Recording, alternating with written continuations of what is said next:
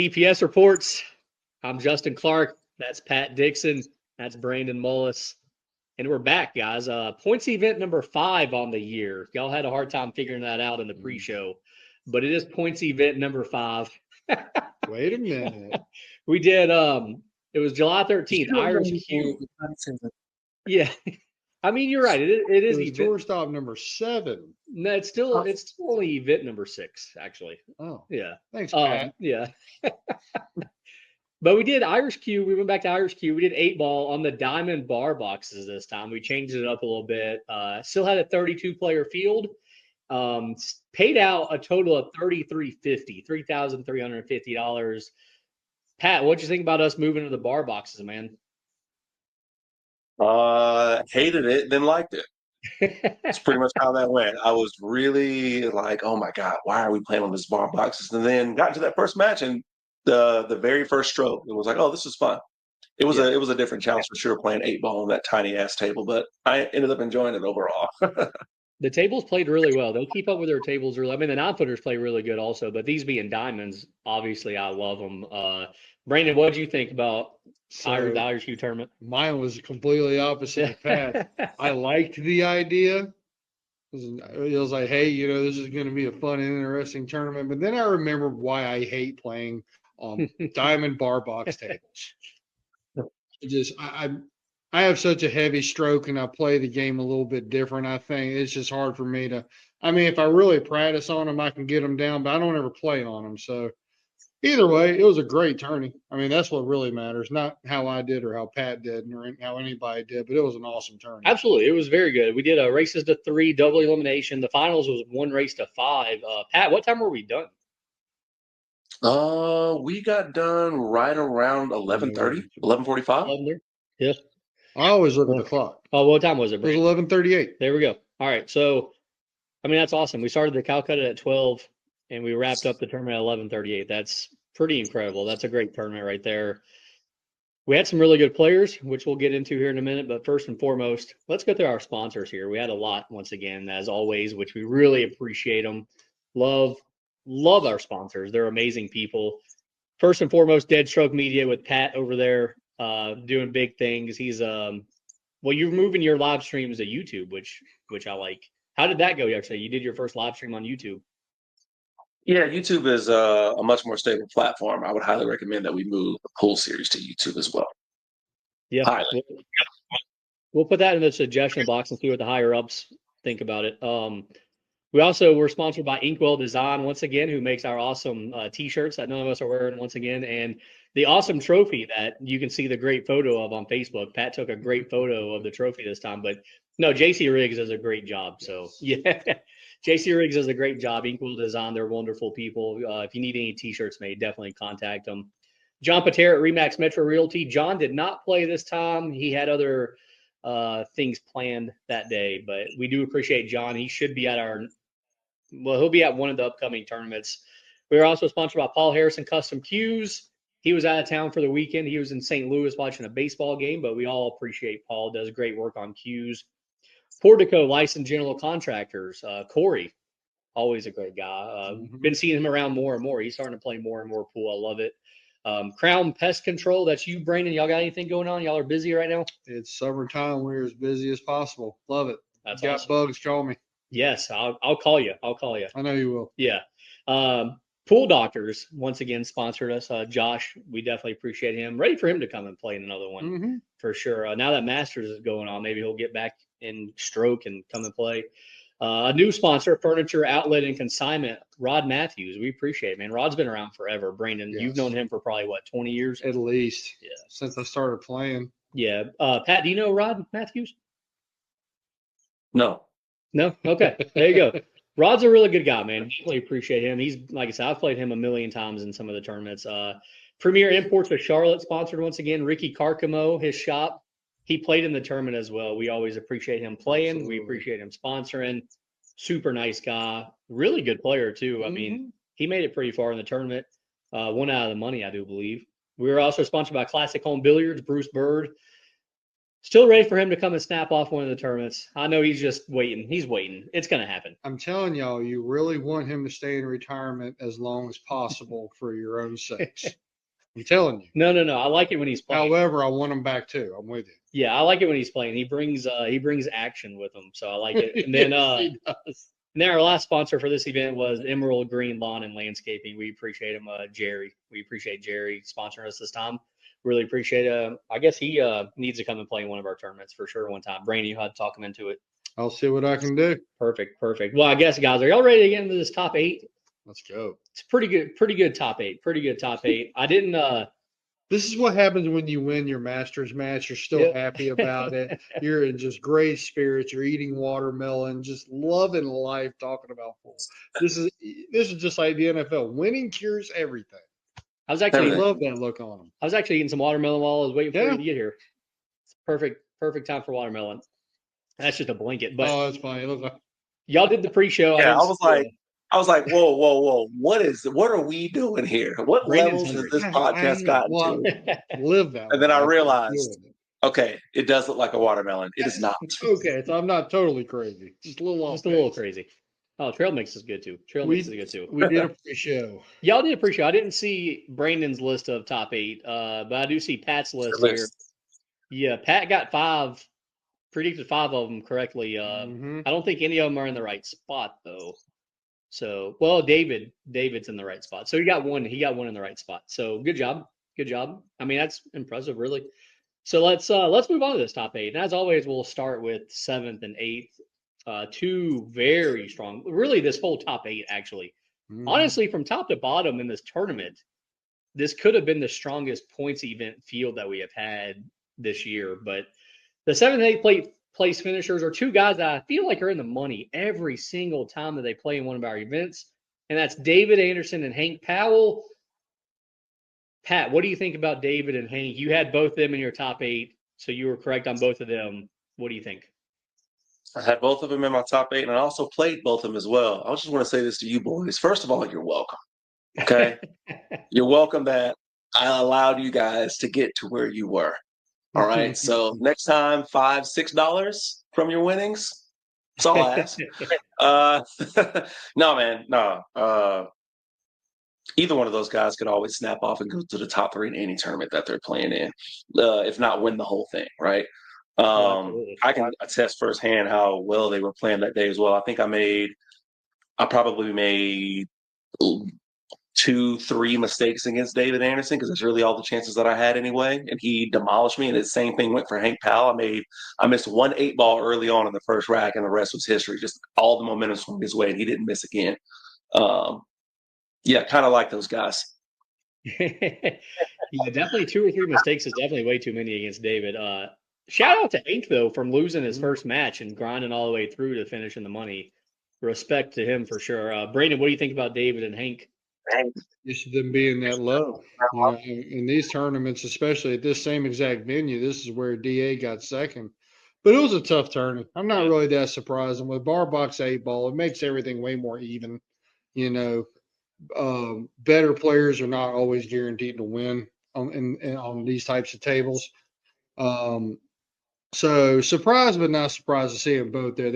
I called them out of the corner of my eye. They both played great pool. They both did all day. I called your match with Hank, and I called some of Pat's match with Hank, and he was playing well the whole time, even though he lost to you. So I will say that you were his one. But overall, both of them played great. Yeah, Hank plays really solid all the time. Yeah, both those guys are really good players. Like I said, I think both of them have cashed literally every event that they've played this year, every points event that they played this year. Let's move on to 5th and 6th, 2 other strong players. First, Javier Oliu. I think that's the first time he's cashed this year. I think that's Javier's first cash this year, and he's played, I believe, in every single points event. So I'm glad that he finally cracked the top 8 again. And then the other one was Justin Clark. Hey, that's me. Hey, that's Brandon, what do you think about Javier and Justin, the 2 J's? I'll talk about your first 2 matches of the day were Hank Powell and Renault, the champion bot. I mean, and to go through both of them, like, you know what, bud, I'm gonna give you one of those. Nice job. And you owed Renault. I mean, it was time for it to be on your side. Too good of a player for that. And for Javier, that was the best I've seen you play in a while. Like, no, you played very well. He beat Clay. Yeah. Trying to remember who else he beat. Forgive me. I know he beat Clay. He beat Rico first, 3-1. Okay, He 3-0 Clay win. Davis. Yeah. What's that? He 3-0 Clay. Wow. Then he beat Abernathy. And then Jeff, I was going to say, he had some great wins. So, I mean, that's a great day for him. I think he ran out of momentum at the end, obviously, but, compared to where he had been finishing, that's awesome. Yeah. I think Javier's playing really good right now. So it was only a matter of time before he got back to the top 8. Honestly, he's the guy that I think you could, should contend for a cash every single one of our tournaments. But Pat, what do you think about Javier and Justin finishing 5th and 6th? One guy's good, the other guy's not so much. No, Javier's. I think Brandon said it best. Definitely Javier's best performance so far. Like you said, he beat Rico, which is no small feat. 3-0 Clay Davis, which is crazier than you think. 3-1 against Jeff Abernathy, and then he just ran into a couple of brick walls there at the end. But super solid performance, going 3 for 5 out there to take that spot. And then yes, you finally freaking beat the bot man. Oh my God! Early on in a tournament as well. So hats off to you on that one. But then no, you beat some stout guys too, man. Hank Powell, Renal, Eddie Little, and then you ran into the finals match pretty much at the end of it with the Great White and the Bot Man. So man, great tournament. No, for sure. Yeah, it was. I think I would like to say that I had the toughest draw of anybody in the field with those 5 matches. Sure. I didn't have what you. I mean, I was the underdog in all 5 matchups. That does not happen to Justin Clark very often. No, so it was definitely not with local pool. Yeah. I mean, maybe if I go like to the Derby City or something, I expect it, but not in a pool series event. Sure. For sure. But that also tells you how strong of an event this is, and also with Javier to play as good as he did and only finish 5th, 6th, also tells you how strong of a field it is, because if he plays that good in some of our other tournaments, I think he's probably top 2 or 3. So definitely a strong field. Yeah. You agree, Pat? I do not. But that's no slight to Javier. Yeah. I think at Javier's strongest, he should always crack in maybe closer to about 5th, 6th. Yeah. Maybe closer to about 5th, 6th. I think if things go his way, he cracks top 3. Yeah. Well, yeah. I mean, it just depends on the field. For sure. I mean, he's never played in the event and been, a top 3 player in the event, but he's always consistently, I feel like, top 10 player in one of our events. So let's move on to the 4th place guy, and I think he's back now. I think he kind of started the year kind of rough, but now he's back. He's kind of like, he's kind of like just taking his time, just getting in the swing of things, and that's Eddie Little, the legend. Couple of good performances in a row here. He got 2nd place at our last points event, now 4th place. Really shooting up the point standings, which we'll talk about more in detail here at the end. But Eddie Little with the 4th place finish. Let's start with Pat this time. Pat, what do you think about the legend Eddie Little? I love poking the bear. Eddie, I just want to say, I just want to say to you as well, Eddie, that you're welcome for all of the inspiration that I provided you before the tournament started. I had to respectfully and politely remind him of what happened last time I met Eddie Little at Irish Q. Okay, how I came back and just took that round of 8-ball. Now, I'm kidding. Eddie's a monster, dude. He had a really great run as well. He beats Dan Mooney 3-2. That actually went to the hill. And I think that match actually speaks more to how Dan was playing over Eddie. I think it's something that we've been talking about, pretty much all years, how better players, they get better as the tournament goes on. So he definitely Eddie wasn't in his high gear at that point, but beats Dan Mooney, goes on to beat Carlos Torres, who was actually, that's the first time I've ever seen him play. He played really, really well. He had a pretty good tournament, ends up losing to you. So then he had to fight back from the loser side, which real quick, the loser side of this tournament was outrageous. The B side was crazy. It was filled with like top 5 guys, Oh, yeah. You could actually argue that the B side early on in the tournament was better than the A side, but I digress. Ends up taking Jason Blackwell to the hill, beats Hank Powell 3-0 and a hot Javier 3-0 as well. So dude had a great tournament. He just ended up running into the champion, who we're going to talk about here in a minute, and I can't wait. But shouts out to Eddie, man. Can't wait to play it again. Yeah, I think when Eddie won his first match against Dan Mooney, I think I told Eddie, I was like, hey, congrats on getting your first win at Irish Q, because Yeah, last time he did go 0-2, so it is fun to joke with Eddie a little bit. Eddie's a great guy. Brandon, what do you think about Eddie's performance? You two pretty much nailed it, but I will say, just watching him play the way I know he can play is a lot of fun. You can see it in his demeanor, everything about it. So, Eddie, glad you're back playing the way we know you can play. I still think you're going to get a trophy this year. Yep, Yeah, he should. I do. Yeah, I believe that. So keep it up, Eddie. yeah. Eddie's one of those ones where I expect him to win at least one throughout the year. So it's getting about that time here. We're halfway through the year, so we'll see if he gets it. Third place now. Third place, guys. This is when we get to our 700 Fargo players here. The top three, all 700 plus Fargos. Third place. I think this is the first time he played in one of our events and did not win. Mike Davis, Moscone Mike, finished in third place. I believe this is the first time he did not win because he won at Rackham, he won at Smoking Q. I think those might be the only two that he's played. I think. I don't remember him playing in more than just those two. So either way, maybe he did. Maybe I just got one. Maybe I forgot one. But Mike Davis with a third place finish. Brandon, what do you think about Mike? Only finishing third. Well, what I think is I nailed it exactly on the head. Good. He finished exactly where I thought that he would finish. Yeah. Even though he was the best, most talented player in the entire room. When you're that good and you've won that much, people remember and you get targeted. And that's what happened. So Mike Davis pretty much finished exactly where I said he would. And, don't worry, he'll get as many trophies as he wants in the future. But Oh yeah. Mike's still such a great player, and an even better person. It's always fun when he comes and plays. Absolutely. Love watching him. So, but no, I mean it's a great finish. He's never been less than third in any of the tournaments he's played. There you go. I mean, that's something to say right there. He had a tough draw also, Yes. though. First round, he plays Rhett, Alvarenga. But then after that, it really starts here with just 5 tough matchups. He plays Greg Dix, David Anderson, Javier Oliu, Hunter White, Renault Bot. That's a tough 5 matchups right there for Mike. So to lose 2 out of those 5, I don't think is anything to be ashamed of. But Pat, what do you think about Mike finishing third? Yeah, I mean, I think you could take any of the top 3 and switch them around, and it could make sense. Oh yeah. I spoke to Mike early on in the tournament, and he was saying, without getting too much into it, that he's still not feeling as well as he know that he can feel in order to play at his best for where he is right now. So I'm looking forward to seeing him coming out to more events as the year progresses, especially because he's going to be there in December when we have the end of the year bash, the invitational, if you will, when we take the top 32 players. So I'm hoping that well before that time happens, that he's more towards his peak performance. But anytime you see his name on the list, man, you get that much more excited to be able to see him play in person. Well, he is signed up for our next 2 events, so get used to seeing his name. Is he playing one pocket? He is, yes. Nice. Yes. Let's go ahead and move on to second place then. The guy who's back-to-back finals in our points events here, but this time getting a second place finish.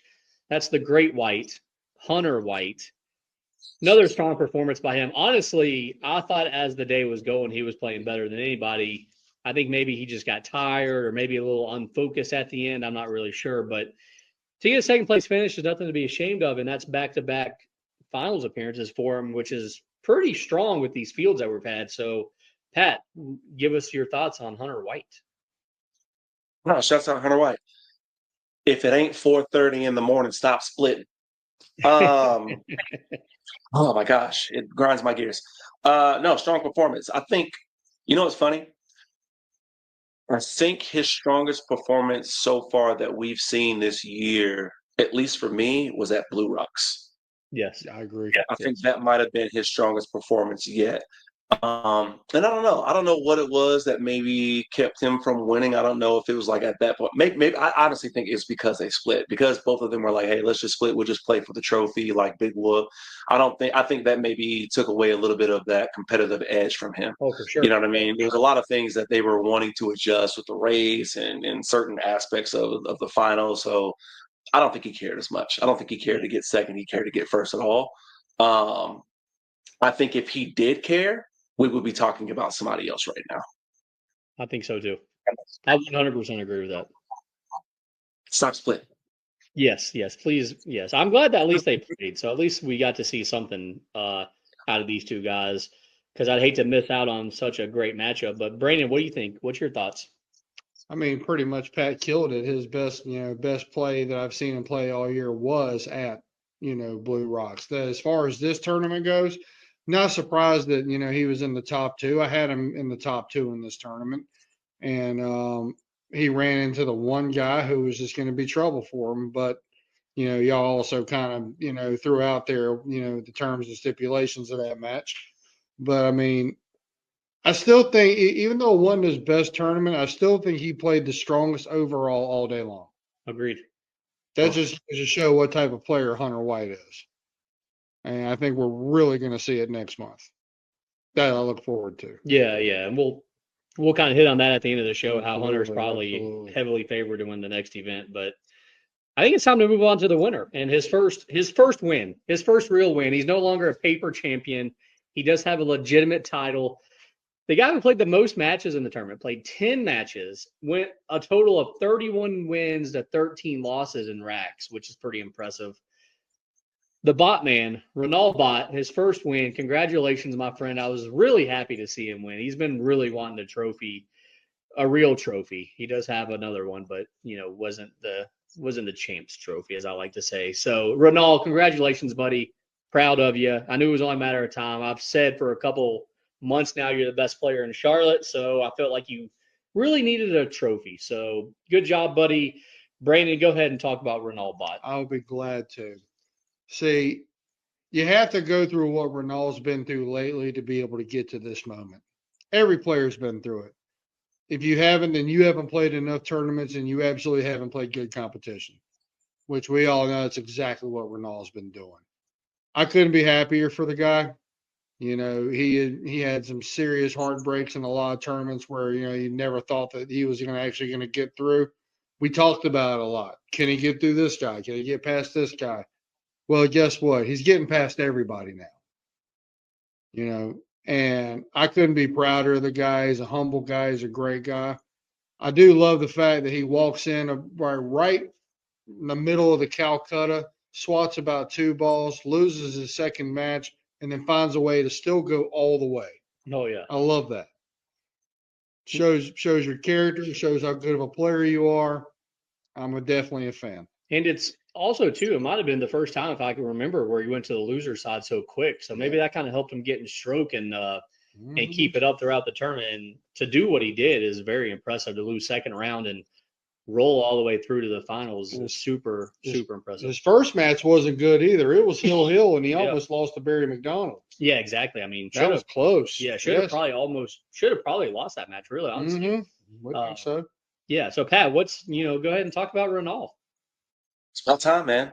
It's about time. So glad to see him finally win a trophy. Now we can stop talking about when is he going to get over the hump. He got over the hump.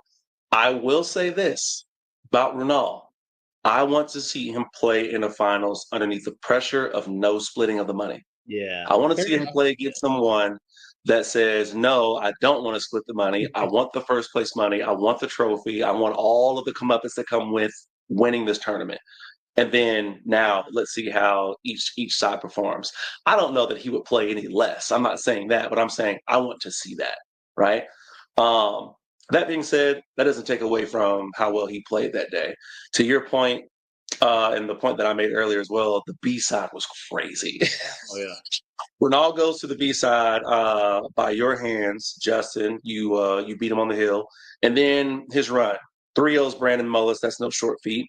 Goes to the hill again with Carlos Torres. Could have lost that match as well, just like he could have lost that first match against Barry McDonald. 3-1's Jeff Abernathy. 3-0's the Machine, David Anderson. Gets some revenge on you, Justin. Comes back and does 3-1. 3-0's Eddie Little. 3-1's Mike Davis, which was crazy to watch. Actually went back and watched that match. That match was a very, very fun match to watch. And then beats the unmotivated runner-up 5-3 as well. So shouts out to him, man. Renal, congratulations. You did it. You're here. In my book, best player in Charlotte. I mean, I agree. I love your book. I'm reading your book. So, yeah. He's going to have a picture of me like this. Yeah. I think having some hill matchups though is not that surprising being on a 7-foot table. I think honestly I expected more matches to go hill on the 7-foot table. So I think for him and for a lot of these other top players to have matches that they won hill is not really as surprising as I think it first appears because on 7-foot tables it's more likely you're going to get out after the break, which is going to help some of those lesser players. And I think that's the reason why some of those guys were getting to the hill against people like Renal or people like Hunter or people like Mike. So, I think you got to kind of add that into effect. Like if it was on 9-footers, maybe Renal wins a couple of those matches 3-1 instead of 3-2, if that makes sense. Yeah, it does. More space, especially with playing 8-ball. He's definitely going to. That's going to benefit the higher ranked player for sure. Yes, absolutely. So that's our top 8, man. That was a pretty strong top 8. I'll read the list off again in order. First place, Renal Bott. Then we had Hunter White, Mike Davis, Eddie Little, Javier Oliu, Justin Clark, David Anderson, Hank Powell. I will put that top 8 against possibly any other top 8 that we have had in the points events. That's really strong. I really don't know if there's a weak player. There's nobody that kind of snuck in there. That, as we always say, the cream rises at the top. Mm-hmm. That's the cream right there in the top 8. I'm about to get into some people that we thought would be there. But first, I want to mention William Woody Wood finally getting a win. Yes. We have all been waiting. I don't know how many matches he's played every points event this year. So this was at least his 5th event this year. I don't know. He played a few last year as well. Has yet to win a match. Went hill a couple of times. Could have won a couple of matches. Finally gets a win. He lost first round to Ricky Carcamo 3-1. But then he beats Sean Camp Hill. Congratulations. So happy for you, buddy. I knew it was coming. He's playing really good. Yeah. Then actually he turns around and only loses hill to Clay Davis. So obviously he didn't let the success of winning a match go to his head. So good job, Woody. Big shout out, buddy. And we look forward to seeing you win many more because I know it's coming. You definitely play a lot better than what your record shows. So congratulations, buddy. I don't know, Pat, is there anybody else that we're waiting on to like kind of reach a milestone now, or was that like it was Woody, right? It was Renal and it was Woody, and they both did it at the same event, which is crazy. Yeah. So now let's move on now to some people that didn't cash that I thought would cash, and I'll read out 3 names, and then I'll let Brandon say if he agrees or disagrees, and if he had somebody else. The 3, obviously, the one that's most shocking is a guy that lives in the top 8, probably lives in the top 4, would be Clayton Davis. Nowhere on this top 8 this time. Very unusual. Mm-hmm. Second on my list is Greg Dix, who went like third blind bid in the Calcutta and also is a bar box champion. I mean, honestly, like he would have been my pick to finish top 4 in this tournament. So I do appreciate Greg coming up and playing, though. He's been telling me he was going to play. I was glad he finally came up and played. And then third on my list is Liam Wynn. The way he's been playing, I really thought he would be up there. Plus, he plays really good 8-ball, so I really thought he would be up there. So those are my 3. Brandon, do you agree with those 3? Do you got another one you want to add? I do. I do add one. Good. Abernathy. Yes. Abernathy for sure.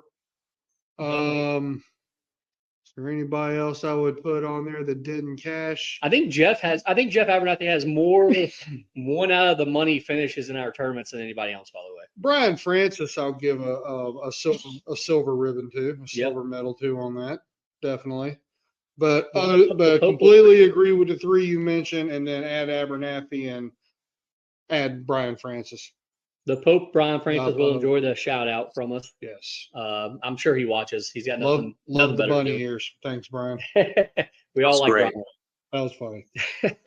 Pat, what do you think about who did not cash? Do you got anybody else to mention, or do you just want to elaborate on any of the ones that we have mentioned? No, all losers. I would say also I would add to the list. I'm just kidding. I'm totally kidding, guys. Jason Blackwell was a surprise for me. Yeah.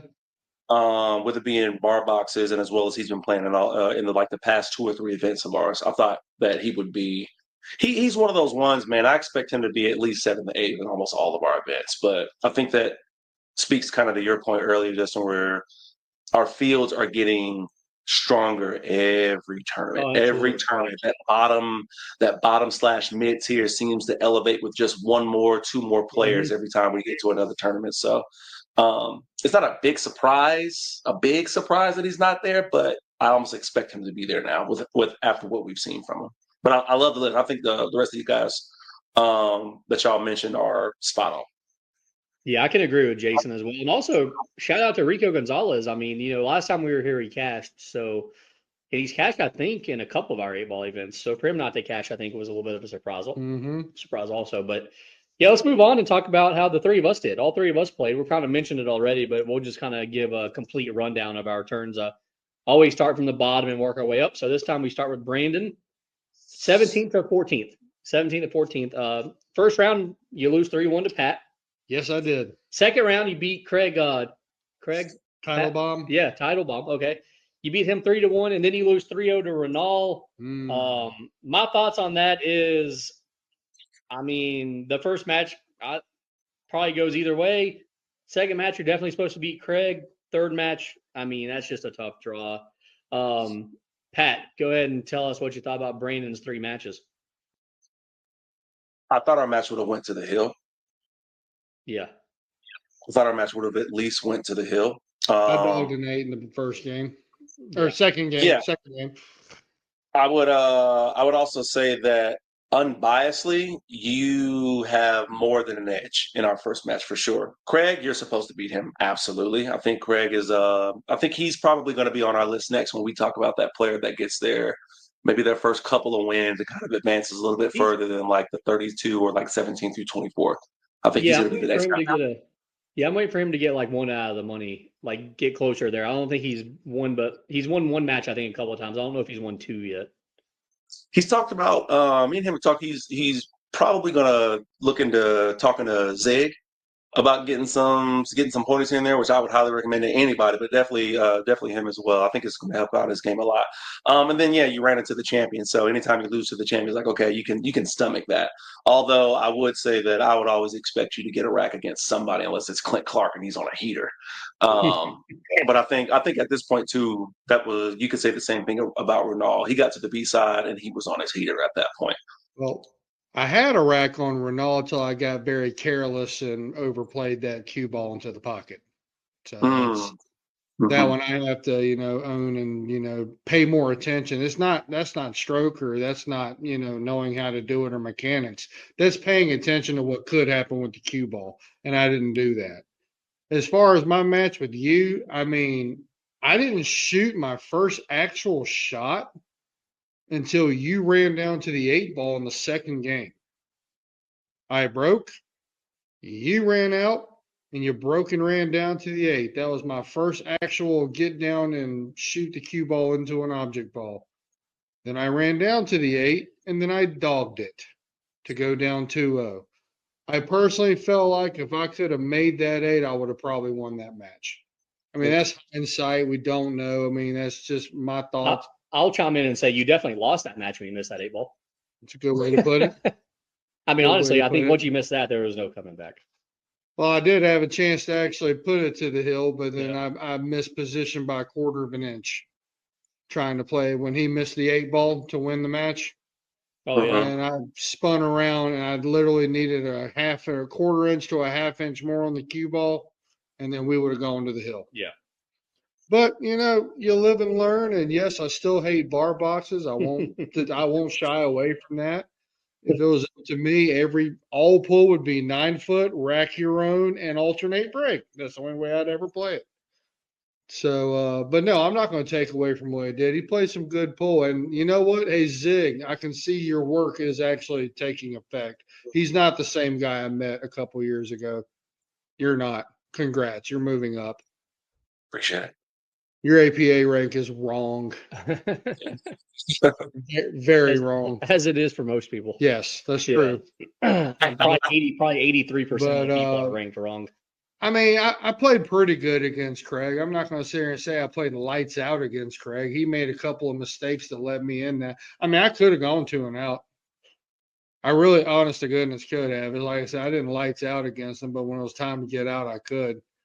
And yes, I still hate bar boxes. So I mean, overall, not a bad tournament. I mean, it's just I had those. I had a great time calling the matches, and then I'm gonna play this one pocket with my heart out, and then after this, I'm getting in the money. I'm done with Yeah, this. that's what we're talking about. That's the attitude we like. All right, let's move on to Pat's tournament. Yes. Also finished 17th to 24th. You guys finished the same a lot. Something weird's going on there. I'm just saying. Illusion. Yeah. All right. So Pat, 17-24. First round again, you beat Brandon 3-1, and then your tournament was over. You're done after that. Like, Yeah. I mean, um, you lose 3-0 to David Anderson and 3-0 to Hank Powell. That is just a crazy draw. I mean, I do expect you to get a game on both of them. I definitely think you had a chance to get a game on David. I didn't really see Both. your match against Hank, but I expect you to get a game on him anyways. But yeah, I mean, that's just a stupid draw, man. I mean, that's tough. I mean, you win a match first round and you're thinking, okay, I can get on a roll here, and then you play two guys that finished in the top 8. I mean, that's just sometimes you just shake your head and go, okay, move on to the next one. So nothing to be ashamed of there, really, honestly, man. Brandon, what do you think about Pat's tournament after your match with I him? know your exact feeling. I know exactly how you felt. Because when I was growing up, I was a big tennis player, and to make this quick, I was playing one of the top 5 guys in the state. I won the first set 6-3. My mom and dad were losing their minds, so was I. And then I lost the second and third set 6-0, 6-0. The hype of winning a match didn't carry over to the next part of it. However, I don't know if that's totally what happened here. I mean, Justin's right. You ran into 2 really, really, really good players, and Oh yeah, it could happen to anybody. But no, overall, you played very well against me, and victim of a tough draw. for sure. Pat, go Yeah. ahead. It's about your experience. I would say going in, I think my attitude going into all 3 of these matches was the same. I was just excited to play. I was excited to play. I was feeling good. I was excited just to try something different on a 7-foot bar boxes, which I also still hate. Don't want to play on bar boxes, but I'll do it if that's what I have to do. Playing the match against Brandon, it was more fun than anything because I knew we were talking trash before going into it. We talked about what happened last time when I smoked like 5 of those 8 balls to try to beat you, and I couldn't do it. Oof. So then it gave me an extra little bit of something to try to go in and just play my best pool. Which that first match, I was telling you, we talked about this, Brandon, at Masters. After playing 99.9% of pool on 9-foots, getting onto the 7-foots was like just putting. I just felt like I was on a putting green the whole time, like just laying balls up, around the table. No shot seemed hard. No shot seemed difficult. It was just the table speed for sure, overshooting a lot of stuff. But more than anything, I would say that once I got down to David Anderson, it was a combination of I probably really made 3 mistakes, 3 or 4 mistakes the whole match with him because that's as many. I probably got 5 opportunities, and out of those 5 opportunities I got to actually shoot, I made 3 or 4 mistakes. The mistake that I made to play the bank when I was down 0-2 versus throwing the cue ball into the pack, like we talked about, Justin. Yeah. And then a I don't even combination know. of that. I don't know if that's a mistake really though. I think that's just kind of. I think you just played it in a safe way when I think you need to try to be aggressive there. But I wouldn't really call it a mistake though. I mean, it might work out for you next time, but I would always go with a more aggressive approach. It makes sense, but after going back and watching it again, I would call that a mistake because I think, like we talked about, and it made sense later on, the percentages of it, right? The percentages of me making that bank versus the percentages of because I still had another ball on the table where maybe the breakout doesn't work to where I get a shot on the ball that I'm trying to break out, but I might have something. I might have something better than that bank that I also had like 2 other object balls that I had to avoid to even make it into the side pocket.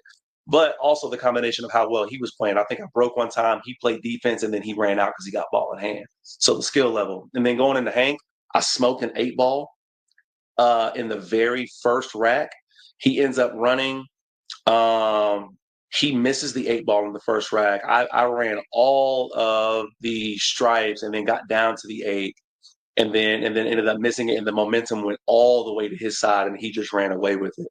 And then I made a mistake early or later on in like the second or third rack where I tried to snooker him. I played a stop shot on one of my object balls, intentionally missing to play defense, but it was like perfectly in the gap between both of my solves where he just had a 9 ball right into the corner and then he was out. So decision making, as well as a couple of mistakes here and there against better players. It was some valuable lessons that I appreciated. And then overall, I had fun. I always want to play the best players that I can. I wish I could have played Runal. I wish I could play Hunter. I wish I could play Mike. I wish I could play David Anderson every time. I wish I could play y'all two every time. I want that because for me, that's the best way that I can learn. Yeah, I think on 7-foot tables, pattern play with 8-ball is the biggest thing. Like you said, no shot is hard, but shots can become hard if you go for the wrong pattern. So it's very important to play the correct pattern, more so on the 7-foots than it is on the 9-foots, because on the 9-foot you still got room to maneuver the cue ball around if need be. But yeah, I mean that's just a tough draw for you, man. It was a very fun tournament. Definitely, I think we all had fun. I had a lot of fun throughout the whole day. But let's move on and talk about my tournament. 5th, 6th place. And like I said, possibly I think maybe the hardest draw, maybe I would put it up there against anybody else. I did not have a single match where I was favored, which I don't remember last time that has happened. So here's how Justin's tournament went. Wins 3-2 against Hank Powell, wins 3-2 against Ronald Bott, wins 3-1 against Eddie Little, loses 3-0 to Hunter White, loses 3-1 to Ronald Bott. Pat, let's start with you. What do you think about that tournament? Yeah, it's crazy to see that you're the underdog in 5 matches. Yeah, nuts. Yeah. You really are. Yeah, that's nuts. But at that point, you beat two, arguably, well, definitely the top player in the city. You beat him on the hill, and arguably a top 5 guy in the tournament. Especially with this being, I guess, if you want to call it like his home pool hall. Yeah. At the Irish Cube with Hank Powell. I think that was huge. And then to beat the legend Eddie Little 3-1 was insane. But then, you ran into a couple of juggernauts where I think they're supposed to win. I still believe that I don't think there's any world where I can say that you're supposed to lose with a big donut unless it's a professional player. You know what I mean? Unless Dominguez and Steyer and Woodward and them are coming down and you're playing those guys, I think you're supposed to get at least a rack off for everybody. I don't care what the format is. So yeah, man, great tournament. Congrats to you for getting 5th, 6th. Thank you. Brandon, what do you think about it?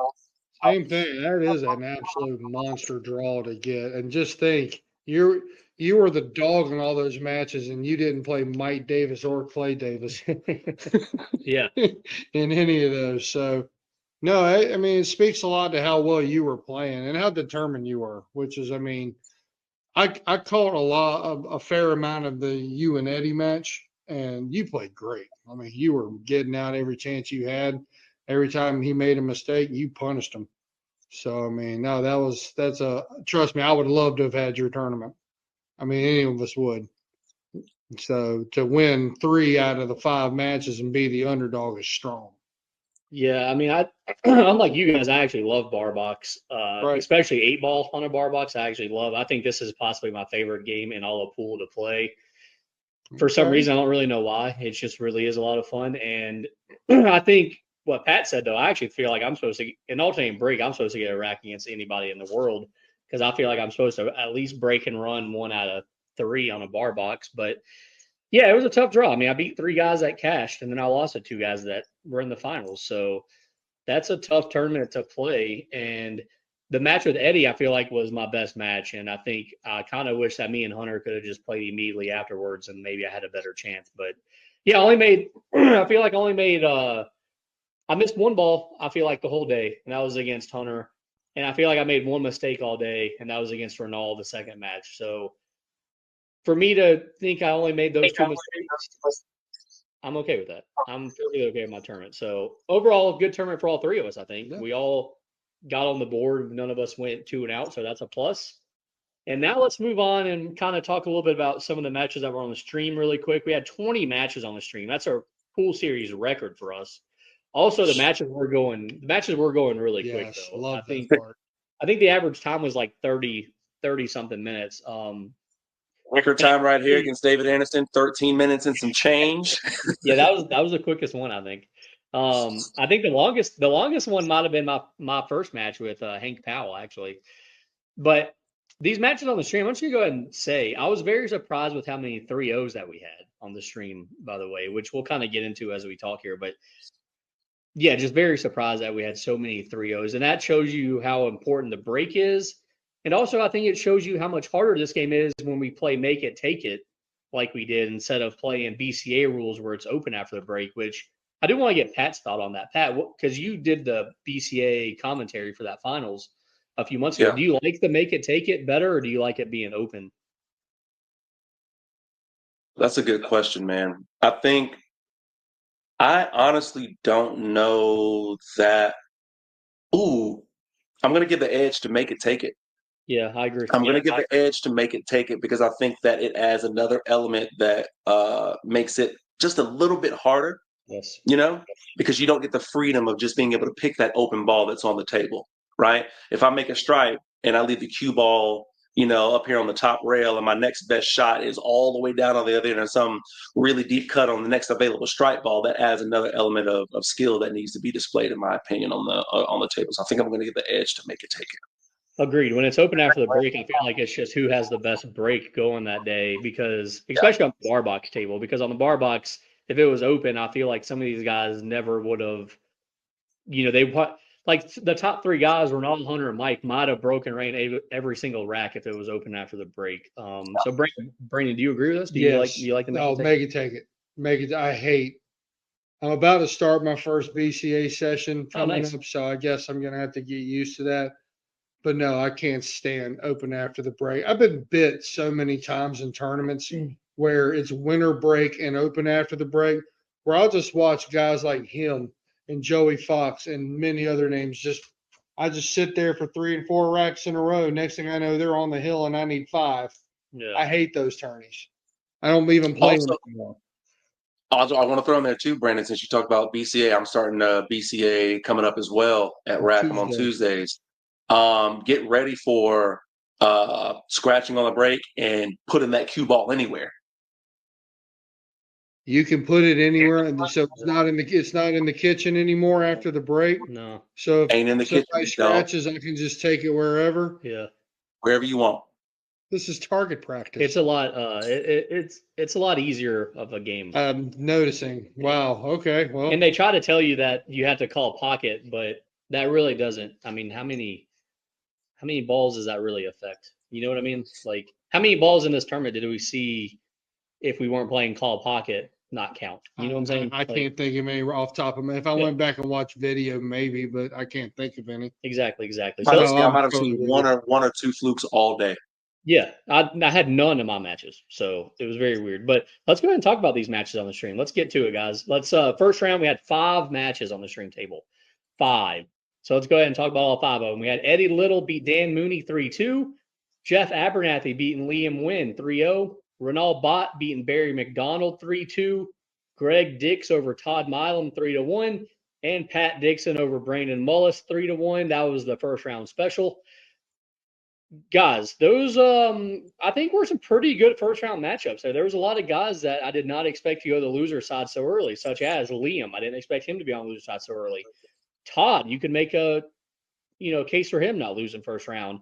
Even Brandon, you can make a case. Barry McDonald, for those matchups right there, you have somebody go a loser side that probably you expect to win a match. So, Pat, what do you think about those 5 first round matchups? Did one of them stick out to you, or just overall thoughts? Yeah, I think once. Well, other than you and Brandon. Quite honestly, bro, I was so geeked after that win. There's no way I'm going to be able to talk about all 5 of these. But like, you have to go through this list about 3 or 4 more times for me to remember who played who in all 5 of these matches. I'm happy that I beat Brandon. I get to talk about. Don't you interrupt me, sir? Okay, I get a chance to talk about this until the next time we play, and that's all I'm excited about. Sounds like Tar Heel fans after they beat Duke. We got you until the next time. I mean, you should listen. I even got the Tar Heel T-shirt on, by the way. I'm just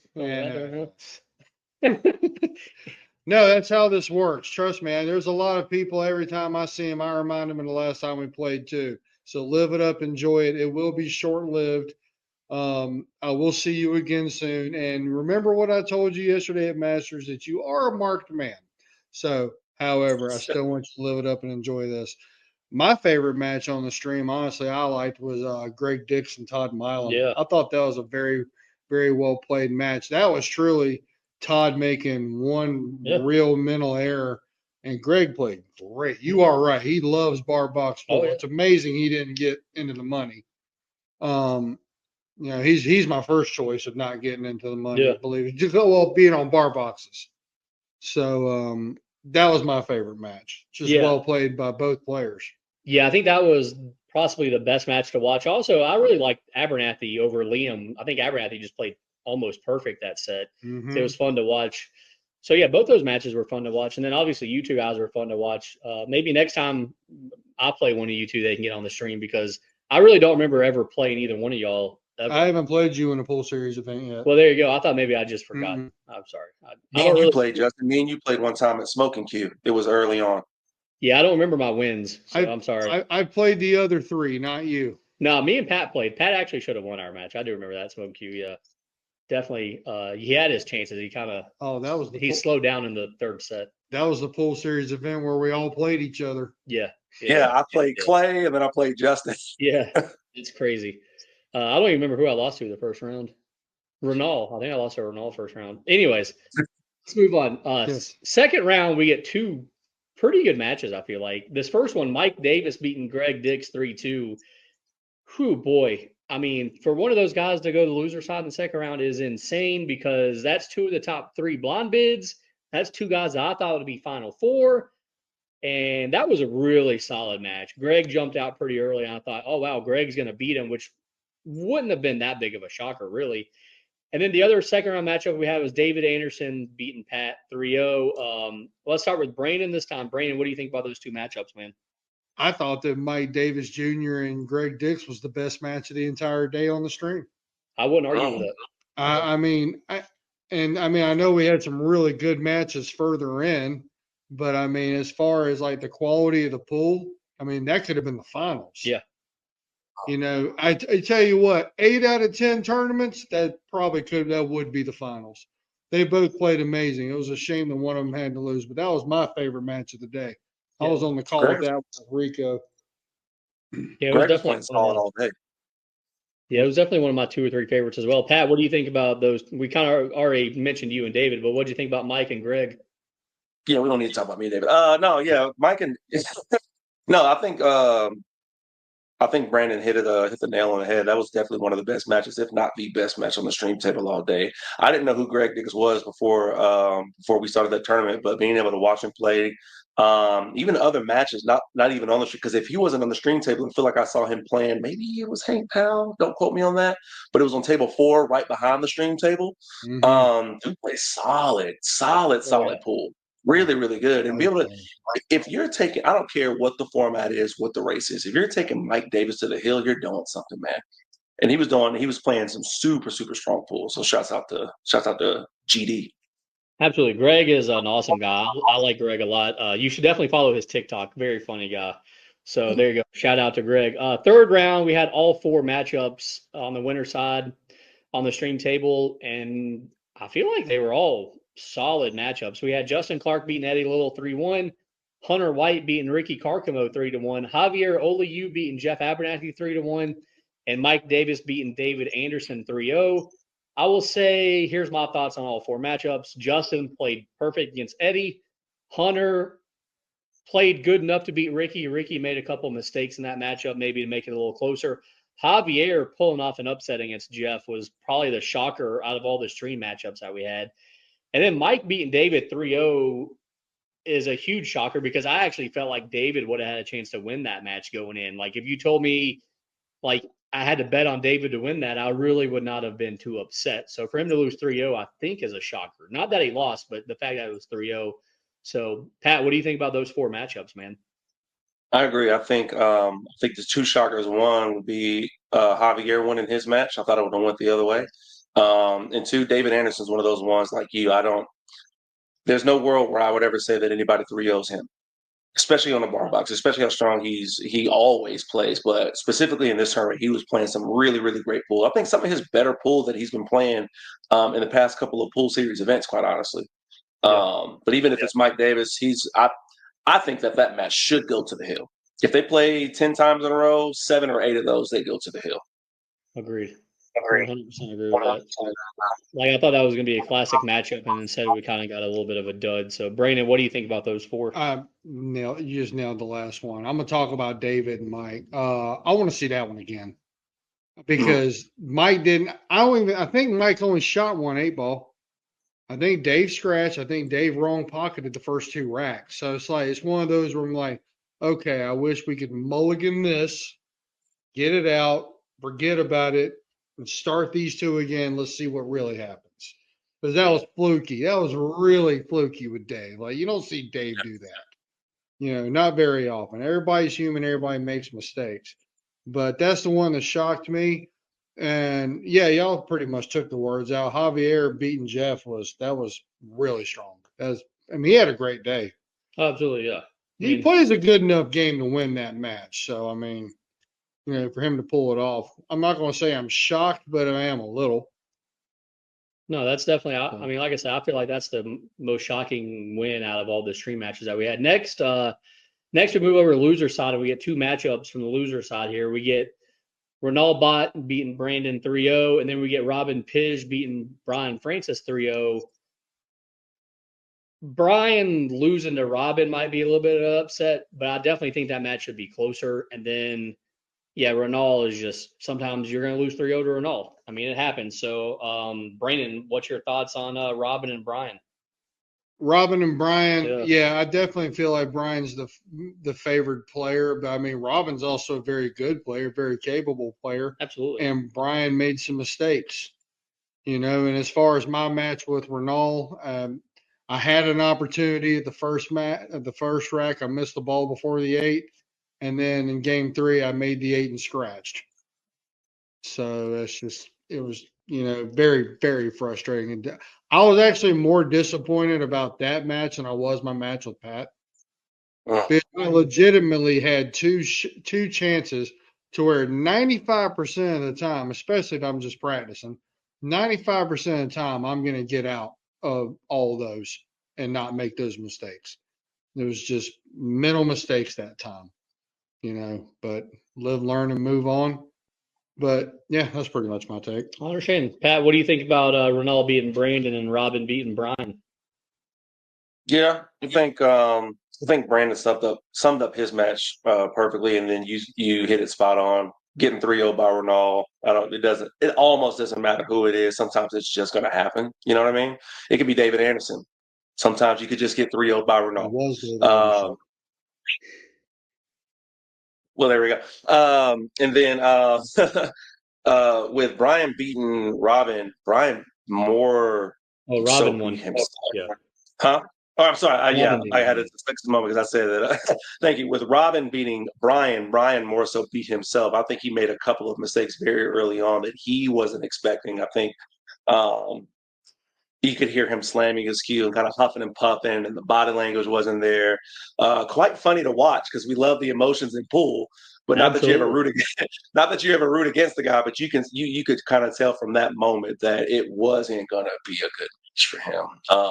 And not so much that Robin took advantage, but Robin just kind of stayed in his groove and did what he needed to do to pull off that victory.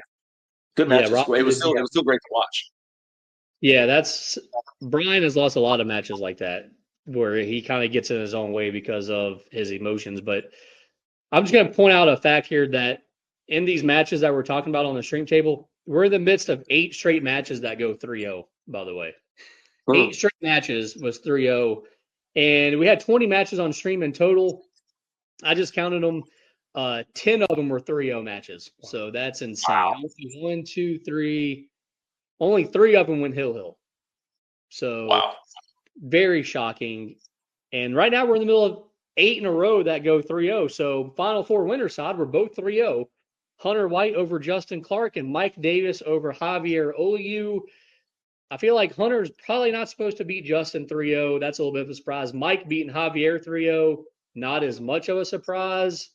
And I think the 2 better players definitely won that match. So I don't think there was really kind of no excitement there in the Final 4 winner side. So Pat, what's your thoughts there on those 2 matchups? That's summed up perfectly. Yeah. Yeah. Agreed. We Well, got nothing else for you. That's perfect. Brandon, you got anything to add? Just to say that it takes a player like Hunter and a player like MDJ to beat you 3-0. And also, I mean, the way I'm not saying Javier is this consistent. He's definitely, he plays strong.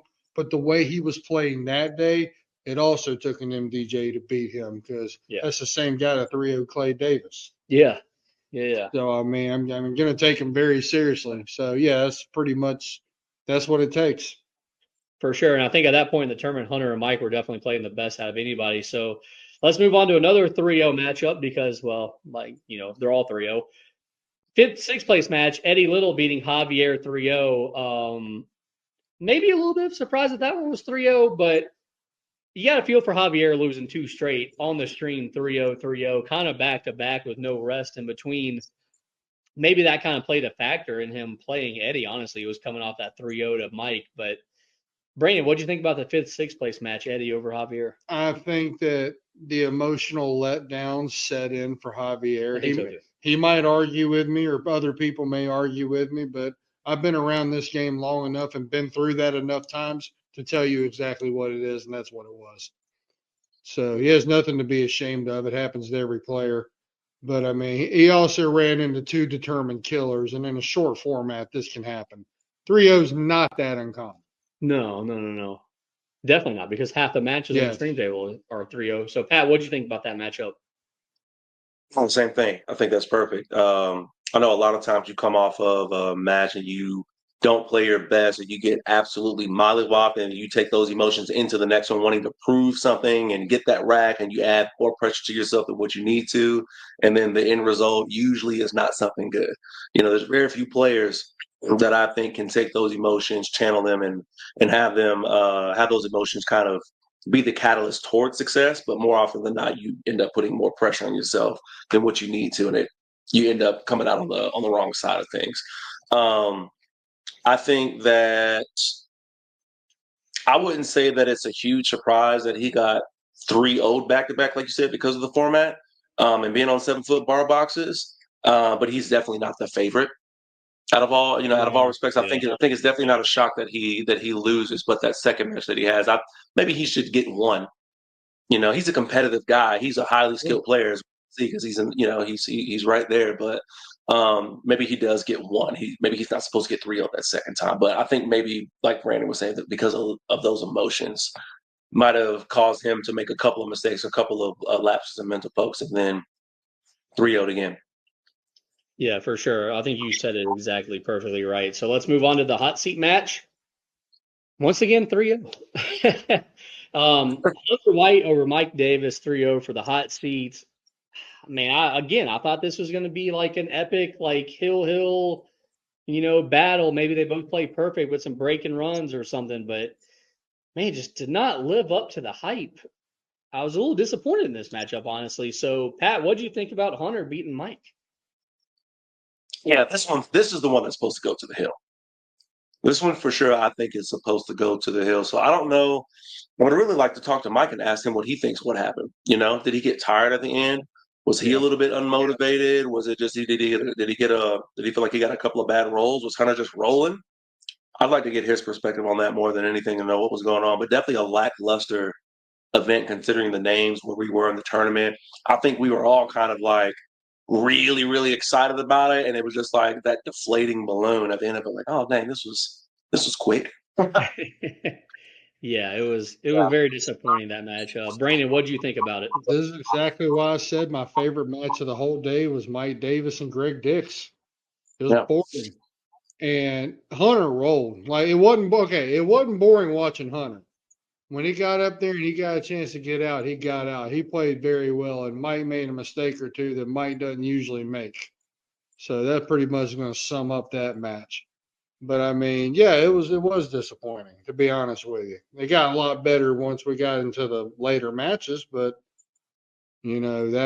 yes. But still cool to watch Hunter shoot really good pool. Oh, absolutely, yeah. I mean, Hunter did not make a mistake in that match, and really, Hunter didn't make a mistake in hardly any of his matches, really. Let's move on to the last 3-0 match of the tournament. That's good. I'm kind of tired of seeing these 3-0s. Fourth place match, Renal Bot over Eddie Little, 3-0. Man, I'm not sure. Eddie might have been beat before this match started. I don't think he likes playing Renault very much. And Renault at this point is just rolling through the loser side at this point. He's on a different level, I think, at this point. And it was kind of fun to watch him gaining steam as this match is going. You can see him kind of getting confidence and kind of you just felt like he was just on a good path at this point. And to beat Eddie 3-0 is pretty impressive because Eddie was really playing pretty good throughout the whole tournament as well. So, yeah, Brandon, what do you think, man? Fourth place match. All right, this is the most dialed in that I saw Renault. He had the speed down, he had the momentum, he had everything going. He was determined. I think once he realized, once he got to this point that he can win, and he wanted that trophy. He was getting that trophy, Justin. Yeah. Pat. He was gonna get it. It was his. Period in the story. Not because I said he was, because he was gonna get it. And it was fun to watch. And that was okay, and that right there was the best pool he played. Yeah, that was the best the match. entire day. Yeah, I agree. My opinion. I agree with that as well. Pat, do you agree with us? That was the best that Renault played in that match. Out of this tournament, yes. Yeah. 100%. Out of this tournament, that was his best match for sure, and that includes the championship match against Hunter. This is the best that he played all day. Nobody on planet Earth almost should ever 3-0 Eddie Little, although maybe sometimes it can happen. But I don't know. I don't know if there's people that live in Eddie Little's head outside of Joey Fox. I think maybe Fox might have. Bears. Well, how do you not mention Alan Prophet, who's got 2 wins against No. Where has Alan Prophet been, by the way? Alan, if this reaches your ears, bro, he got bored killing all the Giants. Golly, man, I miss seeing that guy making just upset in the standings and sending some people over to the B side early and often. I think he works like a crazy schedule. The last time I think he does work a wacky schedule. Last time I heard from Alan, he was telling me that was crazy for picking Fedor against Shane. That's what I heard. Yeah. Did they ever play? It's August 15th through 17th. Oh, okay. Shows you how much I pay attention. I don't even know. I stirred up a hornet's nest in that tournament. So who would have thought? All right, let's moving on. Let's move on to the semifinal match. We finally get somewhat of a close match here. Renault Bot beating Mike Davis 3-1. I mean, the Renault Bot train just keeps rolling at this point, and also it continues a trend of all the pool series events where somebody from the loser side kind of gets rolling to the finals every time. Like we never really see like the hot seat people replay for the finals. So Renault continues that trend. 3-1 against Mike, and actually I feel like this was actually a pretty decent match here. I think this was competitive. I think this was 2 good players, going at it here. So Pat, what do you think about Renault beating Mike? Yeah, I think that I don't know. I think that this was definitely an upset, even with as well that Renault was playing, as hot as he was, especially coming off of how well he was playing at the 30th anniversary of the Smoking Cue. Carrying that momentum from that past tournament. I still think Mike Davis was definitely the favorite to win that match. This is one of those ones where I expected it to be closer, even though we're talking about a race to 3, so the difference of 3-1 versus Hill 1 is not that big, but. Going in late, I think the later that it gets, the more I lean towards someone like Mike. You know what I mean? But I think that is just a testament to how well Renault played all day, and how well he's been playing for the past 2-3 months. Agreed. I definitely think Mike is favored later in the tournament, and I think this was a little bit of an upset for sure. Brandon, what's your thoughts on the semifinal matchup? I mean, Mike's going to be favored against majority of people that he comes across, but Renault was just so determined. Like he carried that momentum from the match with Eddie into the match with Mike. Agreed. So I mean, that's like I said, shocked that he did it to Mike like that. Mike did miss some shots. I also think Mike got a little bit tired at the end of the day. I really do. And I know that's very rare for him. He definitely looked tired. It was kind of weird. He did. But at the same time, I'm not going to take away from what Renault did. So I'm not going to take away at all from what Renault did. Renault just balled out the entire day. So Yeah, it was definitely. I think Mike definitely got tired. That was the first time I've ever really seen him look tired. Pat's having some technical issues there. Pat, can you still hear us? are you Yeah, my there? laptop died, so I had to plug in the laptop real quick. Sorry about Perfect. that. Well, sorry we're talking too much. There's a lot to talk about, I guess. But we are on the final match of the day here, which was a race to 5. Renault bought Hunter White. Renault pulling out the 5:30 win. I felt like the way the match started, I thought Hunter was just going to roll all over him. Honestly, like I thought the way the match started, I was like, oh, okay, well, good try, Renault, but Hunter just refuses to ever lose again in a pool series event. But Renault made a little bit of a comeback, and I think it goes back to what Pat said earlier in the tournament. I don't know if Hunter was 100% motivated to win this match. So, but overall, I still think it was a good match to watch. And when it does get up on our YouTube channel, definitely check it out. Brandon, what's your thoughts? I mean, it's pretty much unfortunately been tainted a little bit with what we know about it. I've still doesn't change how happy I am for Renault, Oh, super happy. but I even if it is 4:30 in the morning, we've all done 15, 16 hours, 17-hour benders before on pool. That's what this life is about. No more splitting, guys. Yeah. Take first, take second, take as much money as you can get, especially if you think you're the better player. I mean, I think I hear people say all the time that splitters are quitters. I don't know if that's what they say. I think I hear that a lot. It depends on what level of business the splitting is. I understand professionals wanting to make sure they get out with some money too, but we're not talking about extreme $15,000-$20,000 here. We want to see first and second, For sure. and I hope this starts happening. Absolutely. Pat, what? Go ahead. No, go ahead, Brent. I was just going to say, I understand it's your money and it's your right to do what you want with your money. I get that. But at the same time, where's your pride and love for this game? Because if it's not there, why are you here? Agreed. But at least they played out for the trophy They did. And the first place points. Pat, what'd you think about that match, man? Did it live up to the hype? No, it did not for me Agreed. because going into it, there was already hey, you want to split? Like it's 11 o'clock, man. It's 11 o'clock. The night is young. Like, is anybody really that tired right now? Have we been in here for? Come on. It's 11 o'clock. Why are we talking about splitting? Why are we talking about shortening the format? Because you got other stuff that you got. People got stuff going on. I can understand that. Again, look, just like you said, Brandon, it's your money. The players can decide what they want to do once you get to that point. But what happened to competition? What happened to we fought all night since noon to get to this point, right? Let's see who's the best. Let's see who really wants it. Let's see who can dig a little bit deeper to pull out what should be and hopefully will be their best performance of the entire day in order to take home the cash, the trophy, the bragging rights, and say that, no, I was the best player that day. All of the cards are on the table. When we have matches like this, yeah, they can be fun to watch. I think this is still a fun match to watch. You could go on the Facebook and the YouTube, eventually on the YouTube, and watch the match again, and you can get some enjoyment out of there because you still have two highly skilled players playing against each other. But to know that it really didn't matter for me, it didn't matter at the end of the day because you already figured out who's going to get the money. You've already kind of figured out that neither one of you really cares to play. You kind of had to be convinced to play so we can actually have something on the stream for the pool series. I'm going to call a spade a spade. Stop splitting, man. Stop splitting. I think splitting, especially with streamed and televised, if you want to call it televised pool streams, it does a disservice to the viewers who've been with you and watching all day and rooting for you all day. They want to see a competitive, a fun, a great match at the end. That's why the Moscone Cups are so great. That's why when they do those tournaments in Vietnam, all over the place, that they're so great because at the end of it, you know that you're going to get the best from that championship match.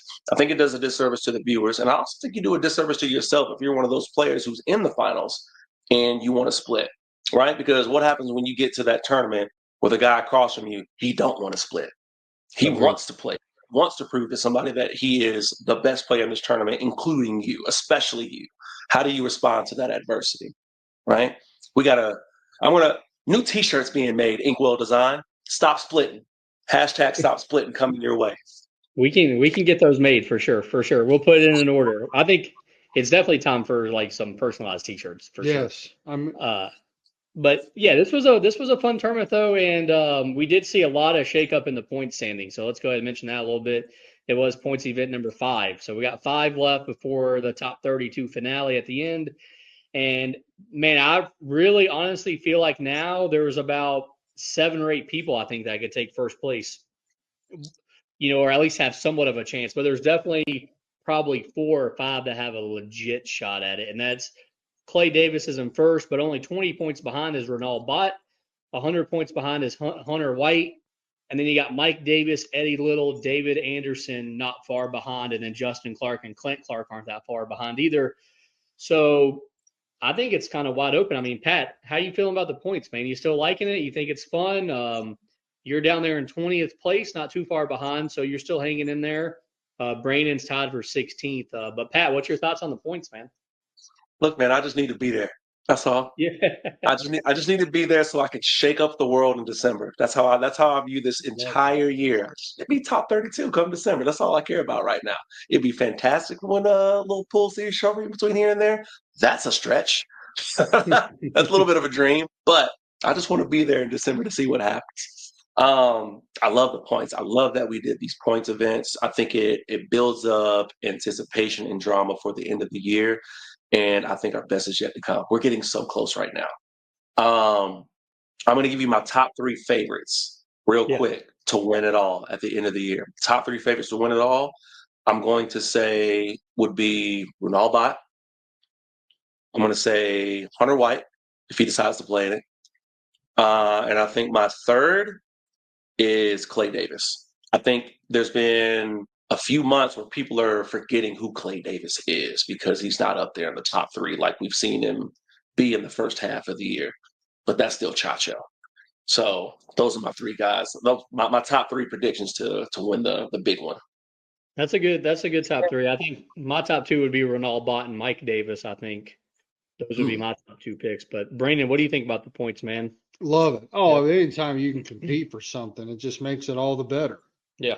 And we're competing for 2,500 added. Yeah. In the last event of the year. So I'm gonna tell you my prediction for the end of the year points: Hunter White, Clay Davis, Renald Bott. Yeah, that's a good top 3 for sure. 100%. And I'm going to edge Clay in that because he's currently in first, and Renald still has to catch him. Yeah.